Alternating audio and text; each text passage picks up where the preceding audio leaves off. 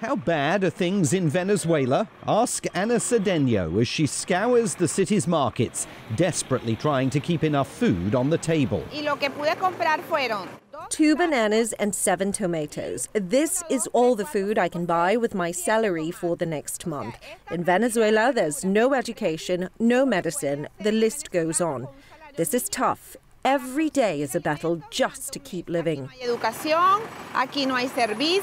It never used to be like this. Ana was a social worker for 30 years, helping to solve other people's problems in Caracas without realizing that hers lurked just around the corner. 6 years ago, she was diagnosed with breast cancer. Now she can't find the medication she needs. Amid the country's economic collapse, her income totals less than 30 rand a month.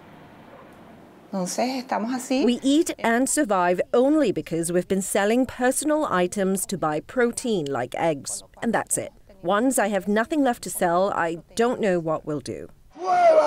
Venezuelan President Nicolas Maduro blames the country's crisis on external forces. Imperialist enemies, he insists, like America, are conniving to undermine his government.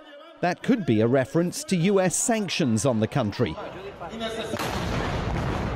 And also to an assassination attempt using explosive-laden drones that he survived just last month.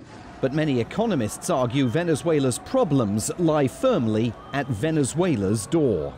Here at the International Monetary Fund in Washington, analysts say that by the end of the year, the inflation rate in Venezuela will have reached 1 million%. 1 million. It is, says the IMF, the most hyperinflationary scenario the world has ever seen. And it's occurring in a country with the world's largest reserves of oil. The oil fields in Maracaibo in the northwest of the country are desperate for modernization and foreign investment. But Hugo Chavez, the revolutionary socialist president who died in 2013, expropriated the assets of some Western oil companies here and allowed the state-run oil company PDVSA to fall into the hands of his political apparatchiks. They knew lots about socialism, not so much about oil. Poverty in the barrios, Venezuela's townships, has skyrocketed as the country's GDP plunged 30% in just 4 years. The government's solution, not changing its opposition to free market economics, but printing more banknotes. But that move only fueled the hyperinflation that rendered the currency, the bolivar, worthless. To escape the vicious circle, President Maduro has just launched a new currency, the so-called sovereign bolivar, that lops 5 zeros off the existing money.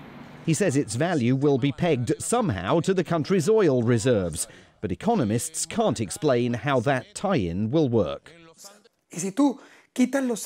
Erasing zeros from the banknotes doesn't solve the reason which led you to print them in the first place. If the government doesn't control the rate of hyperinflation, 3 months from now the new notes will also be worthless. And when the Venezuelan economy comes to a standstill, so do basic services like public transport. Jose Vieira has been a bus driver in Caracas for the past 10 years, but he's off the road, bringing broken bus parts to a local mechanic to be repaired, and, in the absence of spare parts, then repaired again. I can't stop working. It's not an option. So while I can, I'll continue to bring my bus parts here to get them fixed so I can continue working. Even the tyres, if he could find new ones, they'd cost the equivalent of at least 2,000 rand each. Instead, running safety risks, he gets the old ones refurbished for just under 30 rand apiece. Back at home, Ana Cedeño, like more than 12 million Venezuelans, receives a box of food, a monthly handout from the government. But the rice, oil and flour it contains won't sustain her family. And unable to secure proper care for her cancer, she says she's considering joining 2 million Venezuelans that the UN says have already fled the crisis-riven country in recent years. This is Simon Marks reporting.